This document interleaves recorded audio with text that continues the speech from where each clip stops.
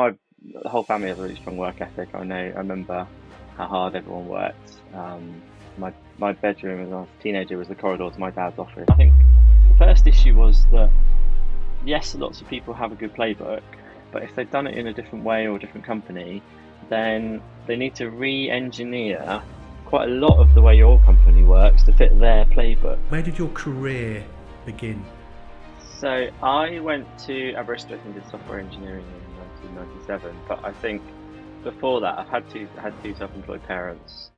Peter Gradwell is a technology entrepreneur, somebody who I've observed from afar because we both started our internet businesses in the late 90s about the same time, and somebody I learned a lot from just by watching what he was doing.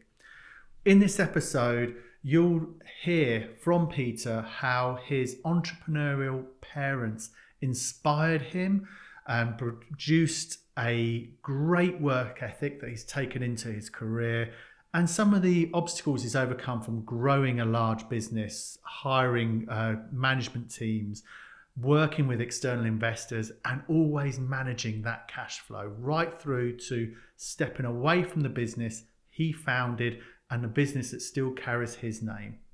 My name is Richard Osborne, and this is Drive, the small business podcast from UKBF. Peter, good to meet you, and thank you for coming on the podcast here. You're someone I've been aware of and known of from right towards sort of back end 90s as somebody who has always been an innovator and at the forefront of technology, particularly around the internet and telecoms. So it's really great to have the opportunity to chat to you. What inspired you right at the early sort of stages really to take that step? Where did your career begin? So I went to Aberystwyth and did software engineering in 1997, but I think before that I've had two self-employed parents. My dad was a early database designer, my mum was a physiotherapist and had a clinic. So kind of working for yourself was always the natural mode. So I had a few kind of sixth form, side businesses. But then when I was at university, I got into websites and website design, and I had a industrial graduate placement with a big IT services company called Logica, where I worked in the City of London in 1999, were writing software for Orange, the original mobile phone company.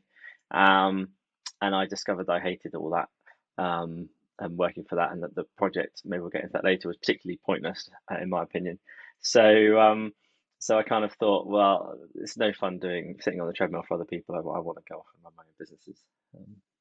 Okay. So when you just mentioned there you had a couple of side projects through sixth form, what sort of shape did those take? What sort of shape did they take? I mean, I think the first one was creating business cards for people, and printing things because we had a printer. Yeah, and then quite quickly, I got into writing software for people, and websites and things like that. So you really, right at the very beginning, at that point, even whilst you're doing your studies, you was already running some, effectively running your own business, even though it may have been what today we would call a side hustle. You already had that in you. Yeah, well, I've always thought it was a good way to earn money, right? Was to sell products and to pay, for whatever it was I needed to or wanted to do. So I've always liked I've never been a good consultant. I don't like being paid per hour for my time. I like being paid for delivering a product because then you get the leverage, and if you get it right, you can sell more products than there are hours in the day, and that's a good way for you to make a bit more money. So when you're talking about at that point, you mentioned your both your parents were self-employed, and correct me if I'm wrong, but what I picked up from that is that both your parents were their businesses were their time, in that way they were selling their time. Is that correct? And could that sort of lead from where your sort of thoughts around having a product to sell comes in? Yeah, it's probably a good one of those, sort of things that you don't think about at the time, but actually is something that left an impression on you. My whole family has a really strong work ethic. I remember how hard everyone worked. my bedroom as I was a teenager was the corridor to my dad's office. So I kind of always knew when he'd turn the light out to go to sleep. So that kind of working hard and delivering for customers was always really important for us. But yes, you're probably right. I think yeah, you could see how hard it took, how hard everyone had to work to kind of earn enough money and things, and so therefore, yeah, that idea of productizing things and creating leverage, I think was definitely something that obviously came to me. I thought I don't want to do that again. I want to try and make it bigger than that. And this is something I've heard previously. When I think back to a previous guest, a gentleman called Dwayne Jackson, who founded Cashflow, an accounting platform. It was exactly what you're talking about. It's exactly the same as what he's mentioned in the past, and one which some people might miss is his original business, Key One, was doing software development, web and particularly website design, and he found himself in a situation where he was like, if I can build something that I can resell over and over again, that takes away the limitation of, we've all got a finite amount of time available unless we give up sleep. But even giving up sleep, you've only got so much time available. If you can find a way of commoditizing what you sell, you then have that opportunity to resell it over and over again. And that's what I'm picking up from yourself here. I remember doing the maths in university thinking, well, obviously I've got to do my course. So then I've got the number of holidays, you get loads of holidays in university, right? So I was like, I've got this many days in these holidays, this many hours. Like you said, don't need to sleep too much. So maybe I could do 12 hours a day. And then this is my hourly rate. And so therefore, in this Easter holiday, I could earn what, £4,000. And I was like, I mean, that was a lot of money for a student in 1997, but it still wasn't enough in the grand scheme of things. So it was a question of, how do you break through that and how do you kind of turn that into something where you're not constrained? Yeah. You mentioned then that you went on and worked for was it Telefonica? Did you Logica. mention Logica? Sorry, and started building a system there, which it became redundant. What was happening there, and what did that show you? Yeah, so I was really lucky. I mean, Logica was one of the top IT consultancies, and I had a graduate software developer job on grade one of the ladder, and we were writing a system for Orange. So Orange had just launched their prepaid product, Just Talk, and they had a problem with their Infomix database, so that if the database crashed, when you rang up the call center in Darlington to activate your new prepaid SIM, they couldn't put the credit onto your account. So that we wrote them a system where they could kind of alt tab, change the screen, go onto our system. It looked and felt exactly the same, but actually, although it would activate the SIM on the network, so you could make your calls and texts, it wouldn't do the billing, and then they would print out a piece of paper down in the Bristol office, and then overnight, when they had spare capacity, the team in Bristol would type it back in, and they'd fix the database. The team in Bristol would type the billing information back in, and you get your credit online. And this was, I mean, it was just completely eye-opening because one is Logica charged Orange an enormous amount of money to do this, and I got a very small amount of that, of course. But then the problem with the system was that you could have spent that money on either A, fixing the database so you didn't have the problem in the first place, or B, the fact is we were kind of writing a carbon copy notepad. It was just a posh version. So we could have kind of, that would, giving every call center agent a notepad and a fax machine would have been a lot cheaper and achieved the same effort. And then to kind of add insult to injury, by the time we finished this project, Orange then changed the business logic and rewrote something else. So they canned all my year's worth of work. And I just thought, this is ridiculous. A, the thing I did was pointless in the first place, and B, they just binned it. So I don't want to do that again. But that's where is it about that time your first idea came along to start your first, I would say, proper main business? Would that be right? Yeah, the proper company. Yeah, so that was the start of a company called Gradwell.com, and it was 1999, and the internet boom was kind of taking off nicely, and it was all lots of exciting meetings and things happening in London about all that.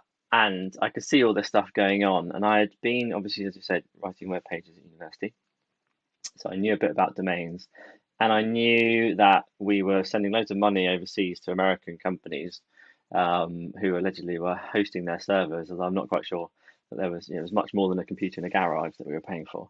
So I thought, well, I could get one of these computers and I could put it in the garage, and get an internet connection, and that's what we did.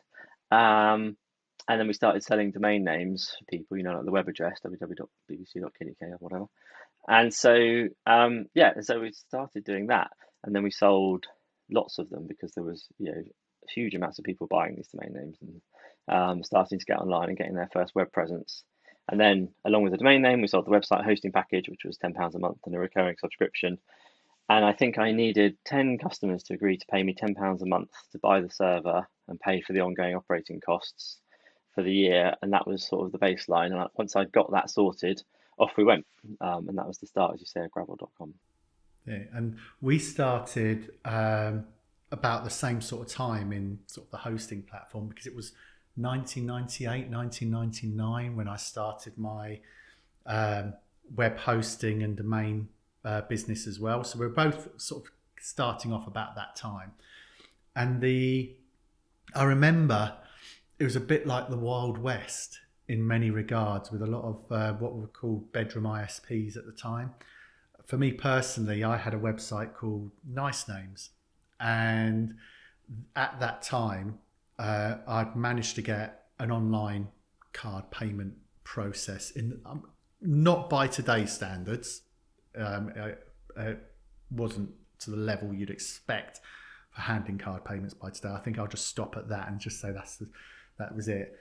And people were buying domain names speculatively as well.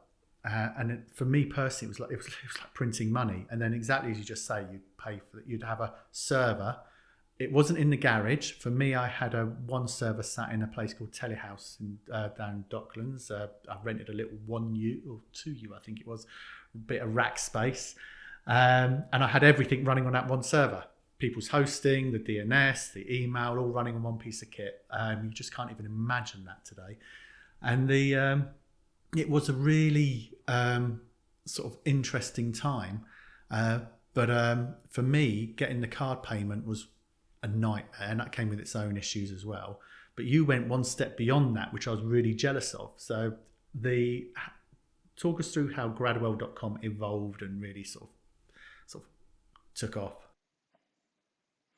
Yeah, and this is a really interesting, story about collecting money and cash flow and all that. So before card payments, obviously people sent us checks, because this was very much still a check-based society, and particularly in business. So we had checks, and one of the ways the way the market worked at that time was that you got your customer to pay, and you registered the domain name, and then you had a period of 30 days before you had to pay your wholesaler. And if you didn't want it at the end of the 30-day period, you could cancel it, so you didn't get a bill. It's a loophole that they think they've got rid of now. But anyway, so we had the opportunity for customers to go online, buy the thing, but then send us a check. And the first memory I have of that was, like I said, I came home from my job at Logicon one Friday evening and sat down and started reconciling checks, and kind of carried on reconciling checks until I had to go back to work on Monday morning. And all these checks were for £10 each. So although there were lots of them, it was not big amounts of money. And I just thought, this is ridiculous. Got to be a better way of doing this. And then obviously, it's the thing about subscription-based economy is that every month, you are ideally increasing the amount of customers you have exponentially, because each new one goes on. So the prospect of having an exponentially increasing pile of checks was not going to work for me. So I think I said I needed to have direct debit, because that's the right way to collect money for subscriptions. But at this point, I was back in Ystwyth. I went down to see NatWest Bank, I banked with. And the bank manager in NatWest in Ystwyth, which at the time had a business centre, looked at me and kind of didn't really understand what this computer science student was doing and why you needed this thing. So the thing you have to remember about direct debit is it's an unlimited liability for the bank, because I can charge you £1 million on your direct debit, and you have the right to go back into the branch the next day, and they will give you an immediate, no questions asked refund. Of course, at that point, I've probably taken the £1 million and run off the Cayman Islands. So the bank is losing. So there's a big confidence issue for a bank to go over on that, especially if you're 19 years old. And so, and the man, I remember, he said to me, well, in my portfolio in Aberystwyth, there's 500 farmers and kind of 500 tea shops, and I'm retiring next year, so I didn't really want to rock the boat at this point. You've asked me for this very complicated thing, and I said the one thing is I have been at NatWest Bank for 50 years. I have been, writing credit and assessing risk on the bank's behalf for 50 years. So I can, if you come back with your CV and you polish your shoes a bit more and set out your business plan, explain why you want to do that. Come back next week, and anyway, the long and the short of it is that I got signed off. They sent me the piece of cardboard that they send everyone, which says, "We're the clearing bank of the United Kingdom, and you agree to indemnify us, full stop." And I thought, what the hell, nothing to lose here. So I signed that, and as you say, then eventually we got through, and that was probably the last bit of good old-fashioned banking I've ever had. But it worked, and it helped us, and off we went. Yeah, and we could do electronic payments. And that was really sort of game changing for you, where I didn't have that facility. I had card payments working with another organisation, and but then one thing that really hit me, I don't know whether you had a similar, because I had a large customer base who was speculatively buying domain names. An event happened around about 2000, I think it was, where somebody, I don't know whether it was Coca-Cola or somebody, sued to get their domain name back based on trademark. And then I had an absolute flood of chargebacks where money was basically being ripped out of the bank. And that, from a business perspective and the sort of the way the world should be, stabilized domain names and got rid of people buying all these like trademark infringing domain names. Did that impact your business at all? I don't recall having kind of massive problems with fraud and chargebacks. I do later on we had problems with credit card fraud, and things like that. But I think maybe because we had a balanced payment portfolio, which helped. And maybe so we didn't have that sort of immediate cash flow problem. I do remember it was challenging kind of getting credit for these online businesses, and we worked with Clydesdale then, because I think someone I knew worked out that they were the soft touch in the industry, as it were. They were the most flexible for card acquiring. And the net result of that was that Clydesdale was owned by National Bank of Australia. The head of risk in National Bank of Australia realised that his figures had gone through the roof and there was something going on here. And my associate was summoned to London, where this bloke had flown in from Sydney, and had to explain the whole thing. So it was a bit touch and go, but luckily I didn't have too many credit problems back in the early days. So. Yeah, and that's where I was just about to allude to, really, or come to, is we comparing sort of what your business as it was then to what mine was at the time.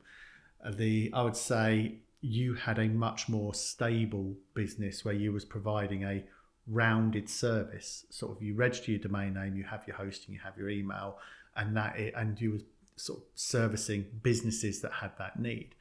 For me, the mistake I made at that time was, to coin a phrase, I identified a quick buck, but that came with a risk that I didn't foresee, in that although I could do the hosting, the email, I did have a small number of business clients that I was doing websites for. I literally set up a dedicated website for people to buy speculative domain names, called Nice Names as it was at the time, because loads of people were registering these domain names. So I thought, let's get on that wave. But what happened to me was, with any quick buck, there never really is a free lunch, it almost sunk my business at that time. Yeah, I've always, rightly or wrongly, I've always been a little bit skeptical of those sorts of opportunities. I got into voice later, and lots of people tried to buy 0900 premium numbers from us, and we never did that, because although the margin was fantastic, you always felt a little bit nervous about the risk. So I suppose I've always liked a business model which is flat and wide, with many thousands of customers spending a little bit of money, so that if something goes wrong and you piss a few off, then the business is still safe. And that became quite important as we started growing, employing people, all the rest of it. At least we could always be comfortable. Yeah. So how did so you had this flat and wide, you had this stable business with a broad range of customers. You was building up a subscription model. You had direct debit facilities in place that were facilitating and automating that, as you can see. So how did Gradwell.com evolve and be, what were the next few years like for you? Yeah, so I mean, they were quite busy. I finished my university degree and things. I think actually ended up divesting that kind of, my brand was called Click Names. That did go off to a company called Onyx up in Middlesbrough. But then, as I say, life moves on. I end up in Bath, where I am now, and still doing websites and still doing website hosting because that was the kind of core profitable bit of the business. And at that point, we wanted to offer telephone support, and I had a friend who lived in Leeds and a friend who lived in Tunbridge Wells, and we wanted a Bath phone number so they could answer, but the phone would route to them. And at that point, the only way you could do it, this is now sort of 2004, I think, you could have BT, you could have ISDN, which was enormously expensive, and then you would divert the call. And the problem was that every time you received the call in and you diverted it out, you tied up two lines on your ISDN system, so you couldn't receive many phone calls. So we just thought, well, I just thought there's got to be my friend Ben, is there not a better way we can do this? And I think the other thing that happened at that time was we're starting to get broadband. So we kind of, ISDN's a 64K channel. Suddenly we had a 512K channel. So we thought, well, we could fit a voice call down this internet connection somehow. And so we had a go. And that kind of worked a bit. It wasn't the most quality call and everything, but it did work. And so we ended up making this work. And then we built a web portal to allow people to manage the telephone numbers that they got from us and the phone calls and the telephone handsets and things. And we were able to go back and show that to the 1,000 odd customers that we had in the website hosting business. And they said, oh, that's great. We've got the same problem as you have. We love that. And so that then resulted in the launch of our kind of voice over IP and our, what you would now call it a cloud PBX, but our business phone system that ran over the internet for people. And that was really the product that then had big growth. So that's what I find fascinating about that is, as you just said, 2004, and I remember broadband. So at that time, I was living in Luton, and there was NTL. Were just rolling out cable modems around Luton, that area, and it was changing business. And for me, I'd started to build a bit of a business model up around earning revenue on the dial-up internet. So people would dial up to a local rate phone number 0845, whatever it might be, and then I would get a share of those revenue minutes, and that funded a lot of internet companies at that time. And what I'm seeing as your business is evolving is you have your hosting, you're providing an internet service, but you're moving into a telecoms service that isn't impacted by the change of the internet, but is benefiting from the evolution of broadband as well, providing telecom services where you're building another revenue stream effectively on people, where they use their calls. You've just talked through how you're in this situation. You've got a couple of people, who you want to be able to answer calls as a business, which today, as we're talking now, is commonplace. Talk me through sort of that period, that sort of research period of time. How do you even come up with an idea? This sort of thing must be possible, and and we can build something and put a solution in place for it. It's a very good question. I'm naturally curious as to why things don't work and and naturally impatient about the fact that things don't work and the business process should be better. I think one of the things that I mentioned my dad was an early database designer and kind of business process things. So a lot of my life has been looking at big flow charts or big entity relationship diagrams of companies and all the information they have and the decomposition of that and going, right, well, if you take that box there and you move it around a bit and you reorder it, then life, suddenly the process flow or the information flow that you've got there is going to be smoother or more optimum. So I've been nurtured to look at the world like that and to think about, oh, if we could do that, then wouldn't it be better? So I suppose that's a little bit of inventiveness. But I think, so I don't know why I sat there and thought that I should take on telephones, but I did. And that's the result of it. And so I'm not very good at dealing with these processes that are broken. I want to fix them. And then that kind of, luckily that helps other people, right? And other people think, oh, this is good. Well, I want to buy that. And one of the other things which I think is important we pick up on with what you did during that time is you looked at your existing customer base, and some people may use it low hanging fruit or sort of the easy selling. It's much easier to have a new product to sell to your existing customers than it is to try and win more new customers for a new product. Was that intentional? Yeah, this a little bit. I mean, I'm certainly a fan of that bit of marketing mantra. About getting an extra pound from existing customers. I think the other interesting thing, though, so there's an often argument between product people. Do you have the Steve Jobs approach of product, which is, or do you have the sort of consensus view where you go out and do? I, I don't. The problem I have with if you ask 1,000 people what product it is they want, they and they might not have the imagination that's necessary to see the next leap that is required, and so they will create a better, elephant or whatever it is that they talk about. Um, and whereas, you can take the Steve Jobs approach, which is, I think the world needs a better iPhone, but no one's ever thought of an iPhone before. So and you make that quantum leap, and then you go out and show people. I'm slightly more towards the Steve Jobs end of it, and then the net result of that is I'm quite happy to cannibalize what an existing market, or to ask people what their business problem is, or observe what their business problem is, or try and observe what their problem is, and then come back to them and say, "Had you thought about this solution?" Um, Rather than just sort of going, right, well, you've said A, B, C, D, and therefore what you need is E. Often the answer is to jump to H or J. And so that's kind of been important. Like, so, a lot of the web hosting customers had this problem with customer support and service and things, and but they would never join the dots. So that's how we kind of got into voice over IP, and we've done that a few times in the Gradwell business. We went from the websites to the domain names into voice over IP, and then we've kind of launched into broadband quite late in the day. But it was always a slight tweak on the existing market and trying to think how's this going to help the customers and solve the business problem that they have. I love that, and I have been criticised at times for taking, to use your analogy, taking a Steve Jobs approach. The I share that same view that sometimes if somebody's in a business owner or in a situation, they only see what their issue is. And I love that analogy. They'll if you ask them what they need, they'll say, as you just said, a better elephant, or a longer saw, or whatever it might be, because they see their existing solution and the problem, and they just need a better what they have.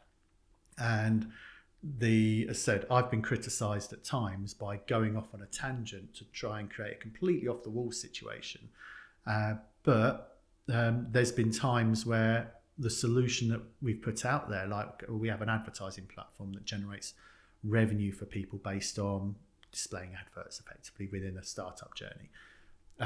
When I started designing that and building it to launch, our customers said I was wasting time, fix this, make this better, don't build that. Now we pay out millions of pounds a year to our customers in revenue shares that is like revolutionizing their business. But one thing I found really hard as so the Gradwell business grew. Eventually, we had 70 people. I found it really hard then, because then we had some product managers and customer support managers and teams and all these, and they would come along and they said, "Well, we spent all day talking to customers, and we've done this survey, and these are the top 10 things that we need to fix in the platform, and we prioritize them like this." And they were all very sensible people, and they had the right answer. That they had done their work very thoroughly, but I often felt that they sort of missed the point, and they weren't going to increase the business or the top line, or expand the capability. And I would come back and I say, "Oh, but I've just spoken to this customer, and we should build this feature." And they said, "But where's there's no evidence to that. You just had a chat, Peter." And it was always very hard to balance the thing. I think eventually we kind of ended up with some sort of truce where I would agree that they could spend so much of their time doing the obvious things that the customers obviously wanted, and then we would have an allocated amount of time where I would decide the things that we should do, and kind of keep the product innovation going effectively, I suppose. I think it's important for businesses to create that balance. where do you draw the line, though, where if now clearly you and I were quite product driven in that sense. The but there are times from personal experience, and I'm assume you may have come across this yourself, where you find yourself in a situation where you're creating or coming up with a solution, but eventually it ends up with a solution looking for a problem because um, it's not been right or it's not worked. And where do you draw the line in those situations? Because we can't always get it right. Yeah, I mean that there's the fail fast. Or to ask it slightly differently, how do you identify if you're going down a rabbit hole that you perhaps should stop going down? I think you have to fail fast, right? And then that's back to having some reasonably good metrics about how much money you're earning from things and whether it is going to sell and how much money you've and effort you've put into it. Um, yeah, I mean we tried to relaunch the web hosting business because the original web hosting business had then the voice over IP business had taken over and we'd left that languishing a bit. So we put a lot of time and money into rebuilding the web hosting business, but ultimately couldn't get it to fly. And that was probably a situation where we didn't let go fast enough. Um, and we kind of, yeah, probably spent a few £100,000 too many at that point trying to get it to reboot, and it didn't. So eventually we had to give up on it. Okay. So you're in telecoms. You've rolled out a fresh new, hot off the press product on a very early doors broadband platform. The I can imagine it being quite a because it's all everything's very new. Even the foundations it's running on broadband must have been quite a sort of a bumpy start and journey. But how were the first sort of the short and medium term for that business or that part of the business? Well, the good bit was that the phone rang off the hook and people wanted to buy it.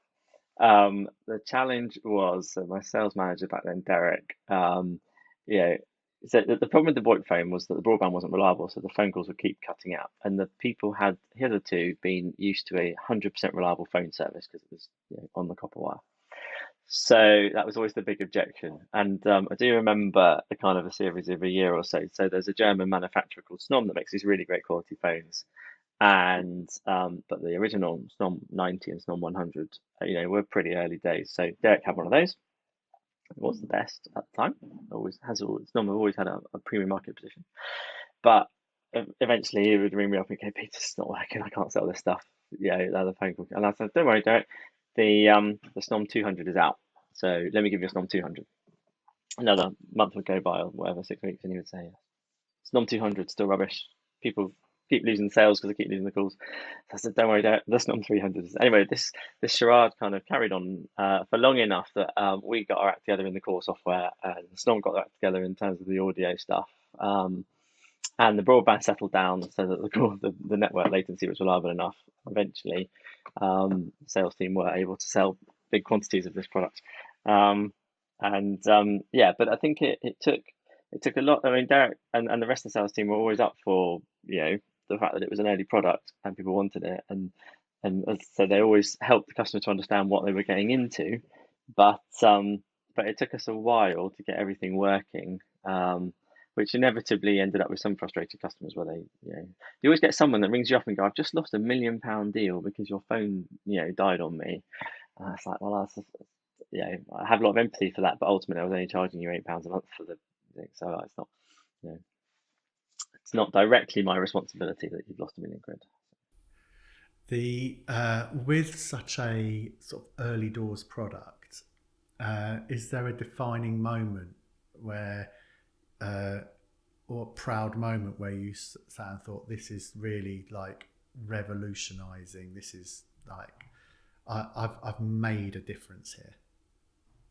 Yeah, there was a couple, yeah, because we did eventually get working.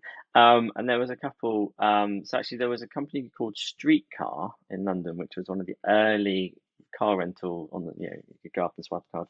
And they used our phone service in the early days, and they scaled enormously. And that was really good. Yeah, I think they're now part of Zipcar and Enterprise, and so all around the country. But they were an early customer. And then we had an insurance business that was a startup in this grand office opposite Threadneedle Street, opposite the Bank of England.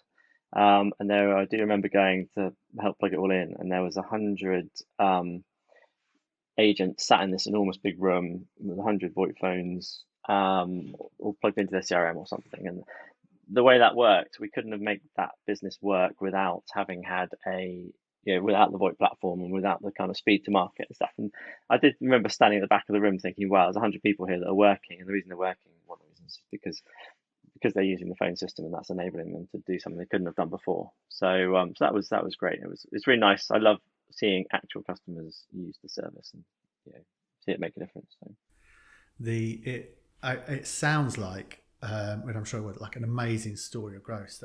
As you've sort of been in sort of the hosting side, the internet service provision side of the business, moving into telecoms, and we're talking like thousands of users here and sort of growing significantly.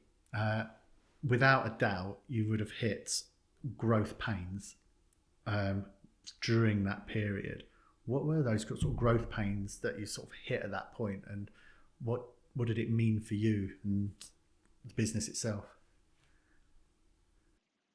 So there were the sort of the usual categories of technical and people, probably, and money.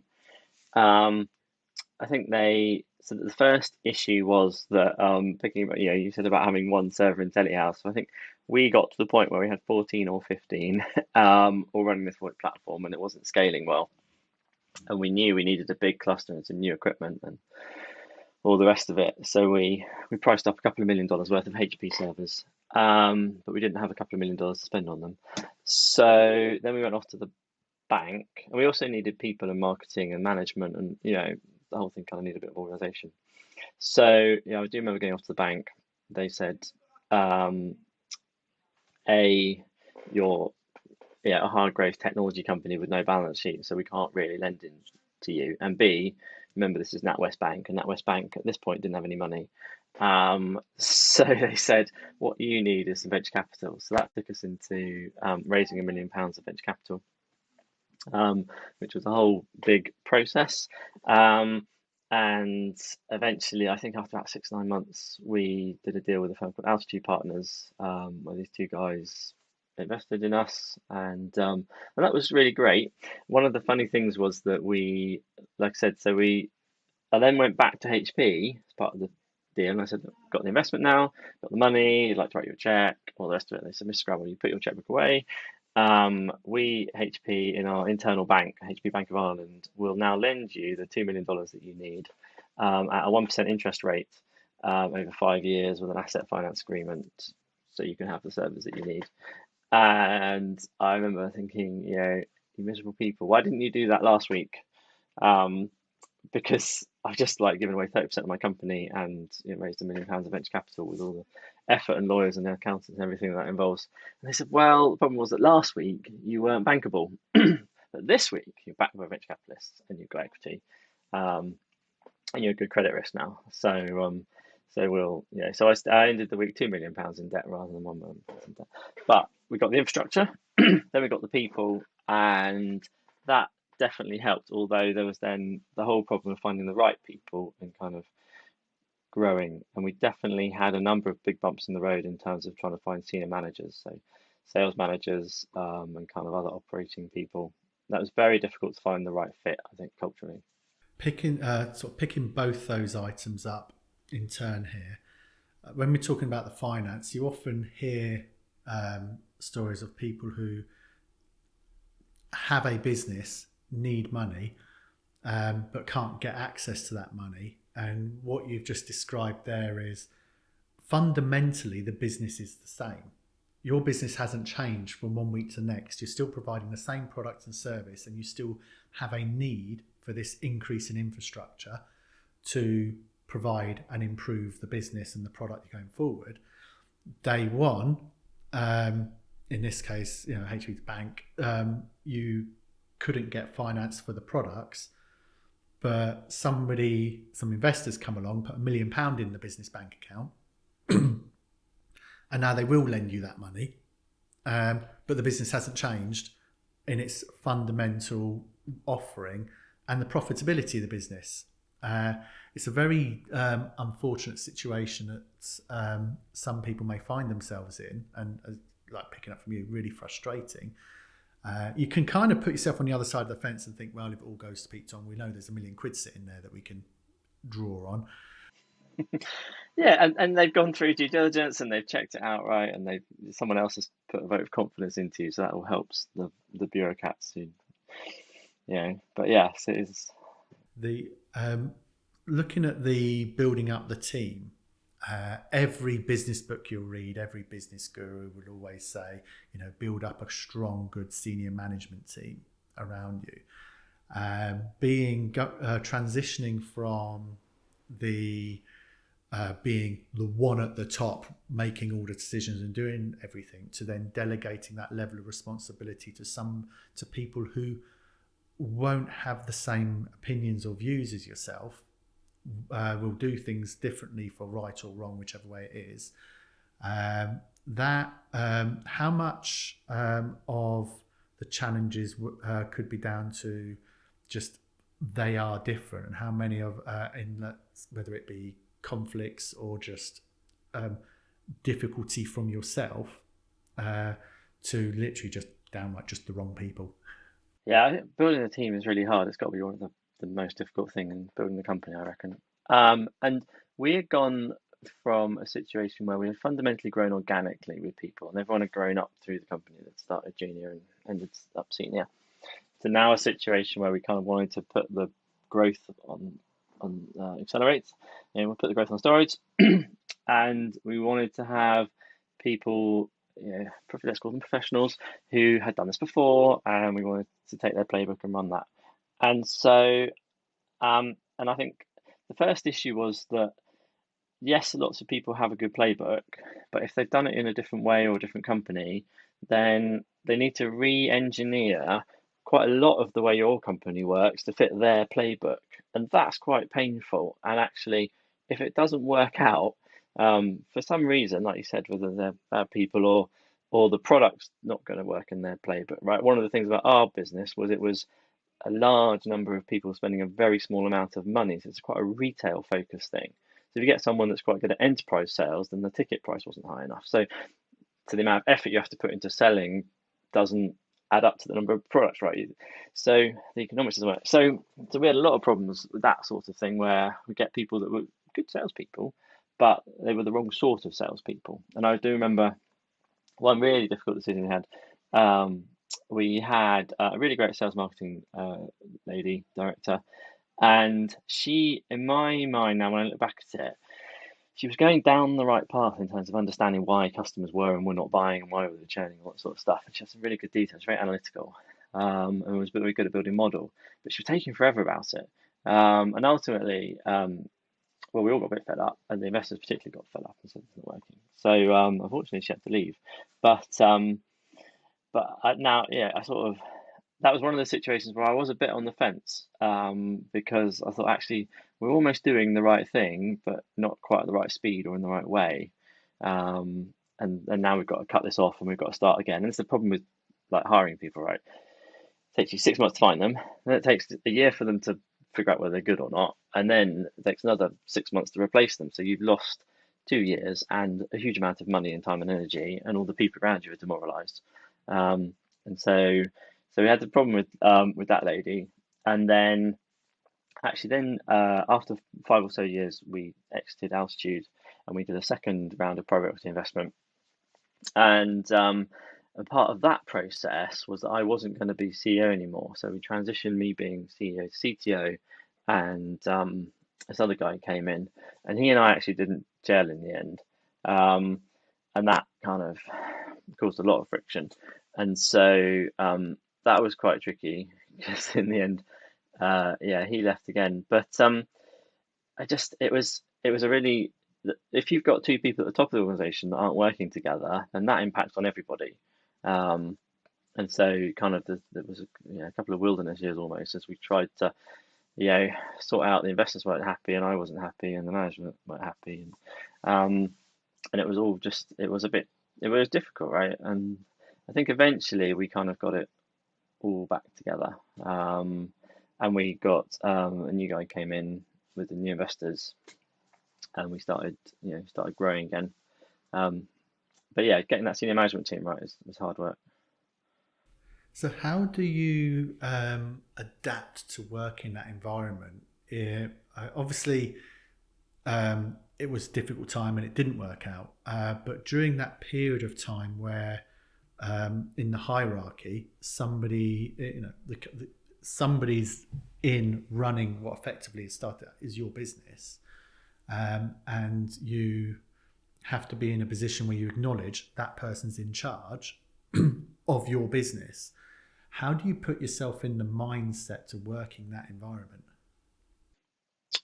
So we talked earlier. I've always been happy to cannibalize something and rebuild it. So I don't have a problem, and never had a problem with saying, because obviously I hired these people, I appointed them into the roles. They're good people. I put time and energy into finding that. I agree with the strategy. Didn't really have a problem with the fact that the gentleman was now the CEO. So it was kind of more later, when then the strategy diverged, really, I suppose, that I then had a problem with it. And I mean, apparently I was quite difficult to deal with at that point, and I wasn't very happy about the whole thing. But I do remember, I can't remember Barry. I had a really great ops director called Barry, who's long standing, and he or someone else, must have told me that when I walked into the office, I had to kind of walk tall and smile and be the leader that I should be, because if I wasn't, then that would affect everyone in the company. And whatever personal problem I had, that was not something that I was not for consumption in the office, right? We had customers to deal with and staff to look after, and big business at that point. So I kind of had to leave it outside, really.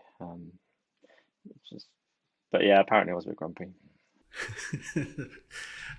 The business continued to grow and evolve, and I don't recall sort of the time frames in this, but moved into mobile, and you exiting Gradwell, or things have happened around that period of time. Walk us up to that point.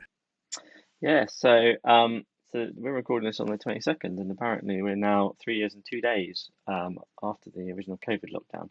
But the COVID lockdown for me was A, as a country, we had to deal with the COVID lockdown, but B, about 3 weeks before that, I had just left Gradwell as the business.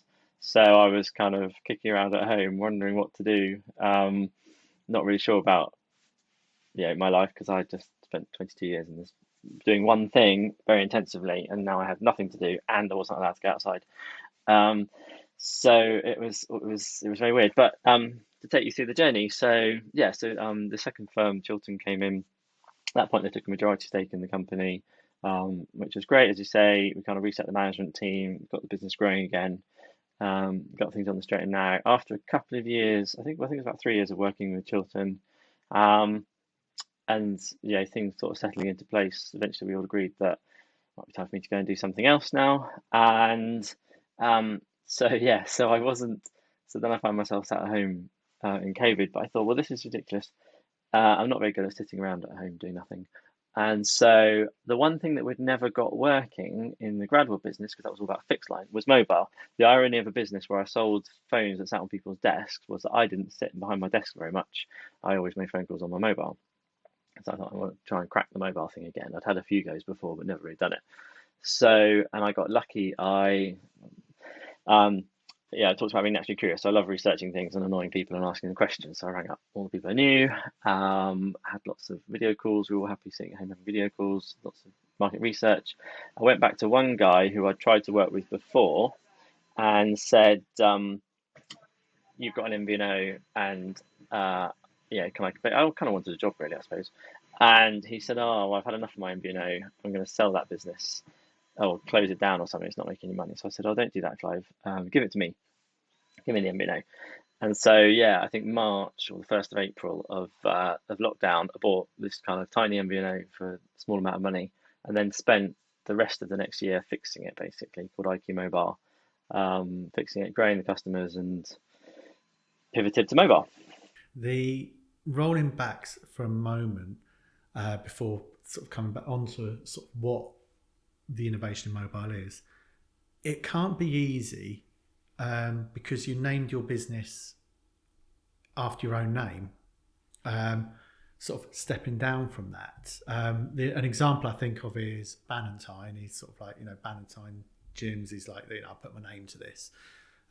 You put your name to it, and effectively it's sold on, and somebody else is running that. And I believe you're still a shareholder and sort of involved in the business, but the not going there every day, is that a fond memory, or is it something that's feels a little bit sad? I think it's several people told me I shouldn't use my name to start my next company, which I have not done.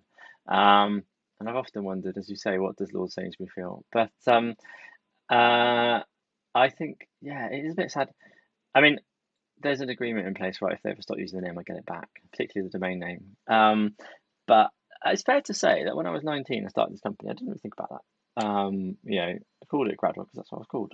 And why wouldn't I? And they're a good business, so I'm quite happy that they live up to the high standards of the name. But equally, there was a building in the centre of Bath with my name on it and a car parking space. And my daughter doesn't really understand why I'm not allowed to park there anymore.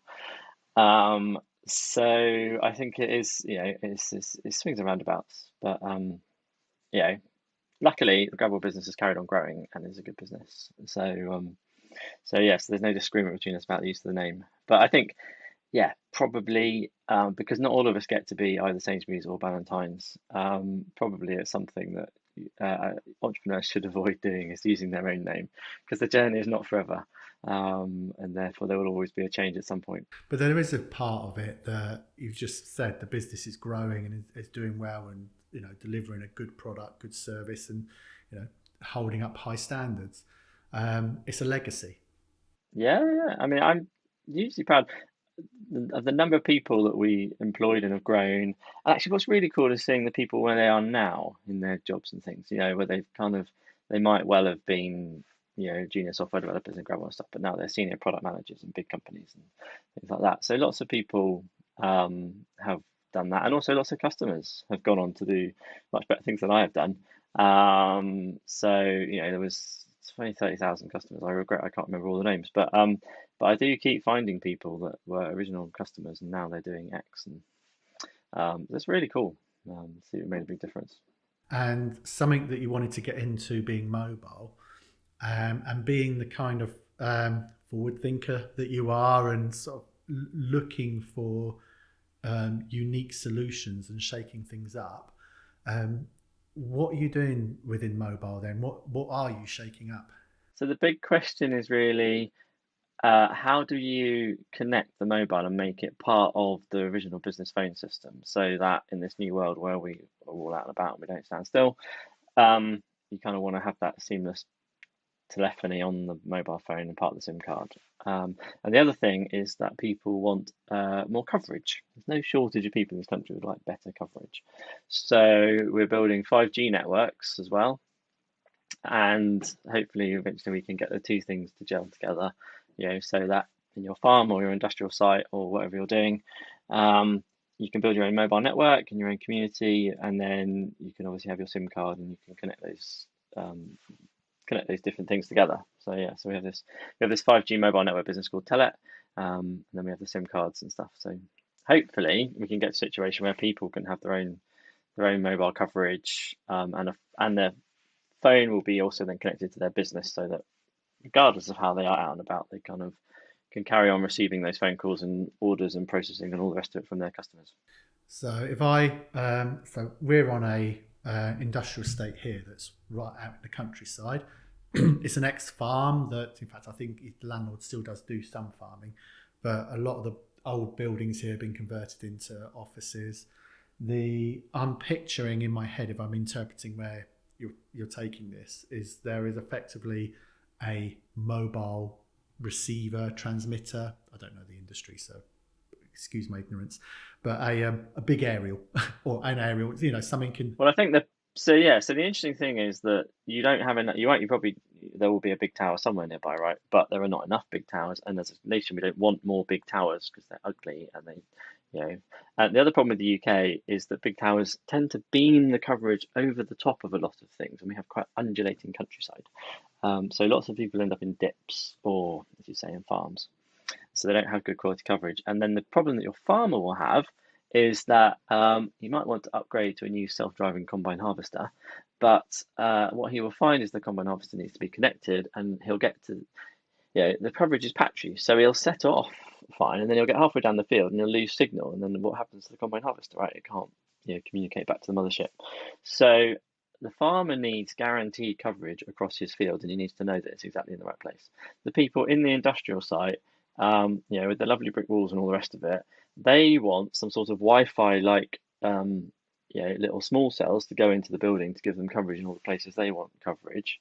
And then we also need to cover the forecourt and all the other bits and pieces in the shop and the rest of it.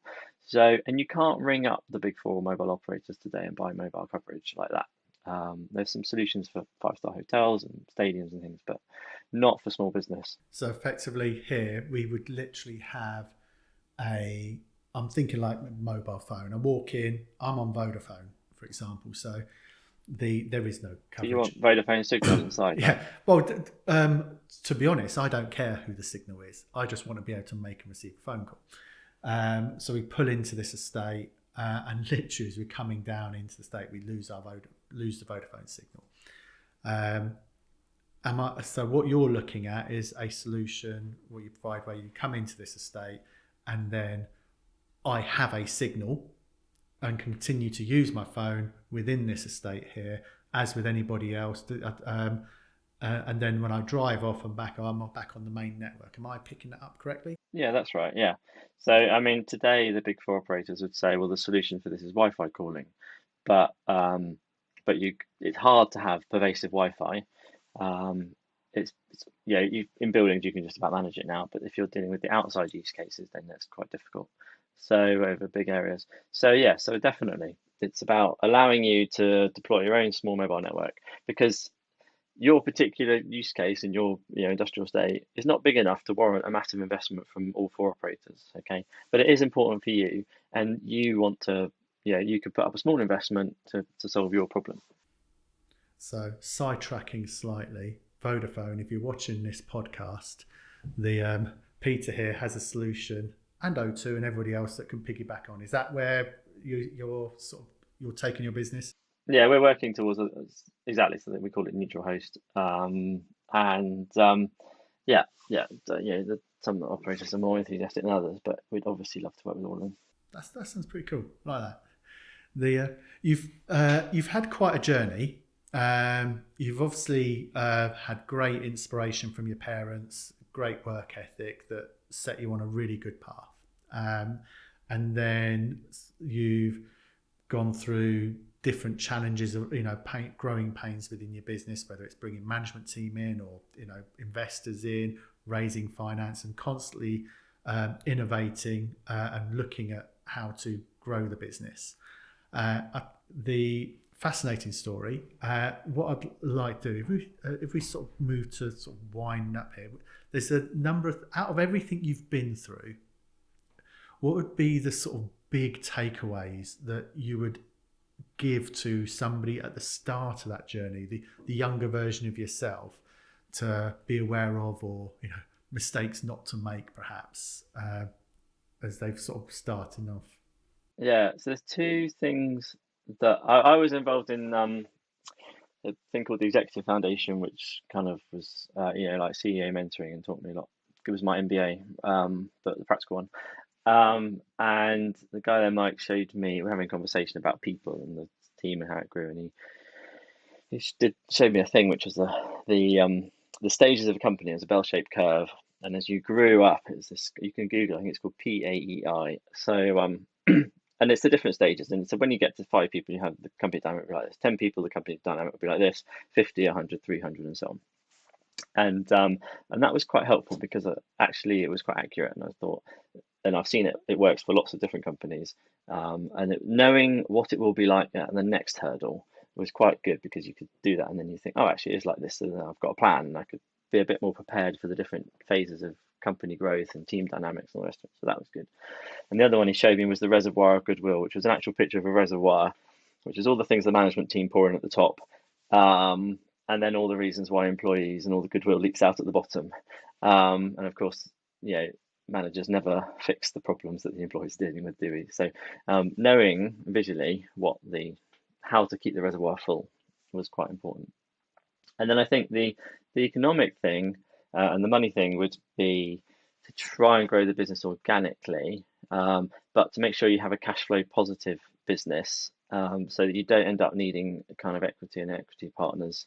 And probably, I think my reflection is that it would have been okay to take a little bit longer, and need less cash than it would be to try and do it, too quickly. So I think the more you can do with banks, and with cash, positive cash flow, and so I'm not adverse now this time around to charging customers up front for longer and bigger setup fees and the rest of it, because the more self-sustaining you can make your business, then as the entrepreneur, the more you're in control of it, and the longer you can keep your personal journey going, right? So that's the thing you need to do, is not to lose control too quickly. I think that last one is why so often everybody harps the same hymn sheet in cash is king, and it doesn't matter how profitable the business looks on paper. As soon as cash runs out, the business is gone. It's quite there's a reason that's everybody refers back to looking after the cash flow. The name of the podcast is Drive. And one of the sort of big things I'd always love to ask as well is, you've built, grown, exited, come out of a business, and now you're starting something else again. You're starting almost at the ground level again, which some would say is a little bit psychotic. Why on earth would you put yourself through that again? So what is your drive? Why do you do it? Well, there's paying the bills, of course, and keeping the children going with their baked beans and things like that. But I also, I'm not very good at sitting still, so I love and I like solving problems for people and making those things better. I like helping people, so I think and I like technology, right? I'm sat here looking at lots of technology, so I can't help myself from sort of fiddling with technology and going, well, how could we apply this differently or better? And that's, I think, and if you can do that and you can create something out of it, which then creates jobs and employment and keeps customers happy, I think that's like really worthwhile. So that's sort of what I really like doing. I'm going to pry on that a little bit more, because you could argue you could get a job at Google and do the same sort of thing. So what motivates you to do it yourself? Yeah, I think that's then an issue about freedom, and control. And I don't want to be I don't particularly like other people telling me what I should do, particularly in the workspace. It's kind of, I like to be creative and I like to be able to define the path, and I like to be accountable for the results, not the hours of the day. So that's, all of those things kind of mix up together, right? To say, well, actually, I'm going to do it myself. When I started the original Gradwell business, there was no risk involved. I was a student. I didn't have, didn't need much money. I didn't have much money, and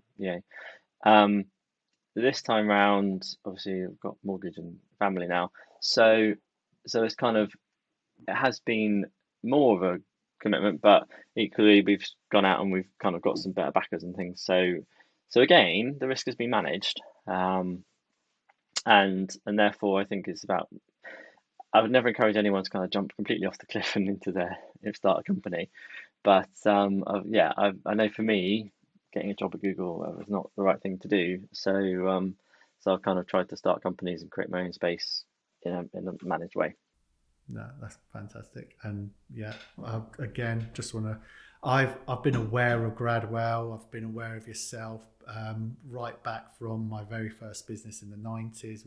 We're in a similar space, and I did look at what you was doing in Aura and think, how's he doing that and that stuff.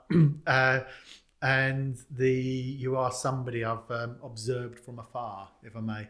So again, it's been great hearing your story. Thank you for sharing your journey with us.